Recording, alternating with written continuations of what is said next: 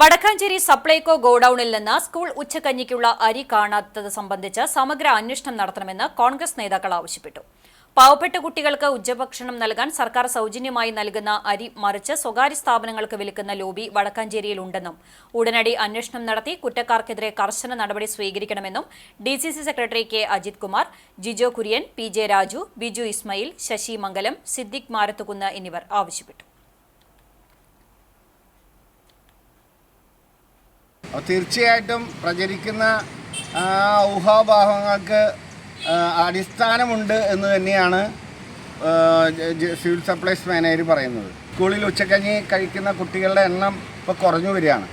അപ്പോൾ സ്വാഭാവികമായി ആ തിരിച്ചു വരുന്ന അരി കള്ളക്കണക്ക് എഴുതി അത് പുറത്തുള്ള ഏജൻസികൾക്ക് മറിച്ചു വിൽക്കുന്നത് പല സ്ഥലത്തും വ്യാപകമായിരിക്കുകയാണ്. അപ്പോൾ സർക്കാർ സൗജന്യ നിരക്ക് കൊടുക്കുന്ന അരി അത് പുറത്തുള്ള ഏജൻസികൾക്ക് മറച്ചു കൊടുക്കുന്ന ഒരു സമീപനം തലപ്പള്ളി താലൂക്ക് ഗോഡൌണിൽ ഇപ്പോൾ ആദ്യമായിട്ടാണ് റിപ്പോർട്ട് ചെയ്യുന്നത്. അത് വളരെ ഗുരുതരമായ വിഷയമാണ്.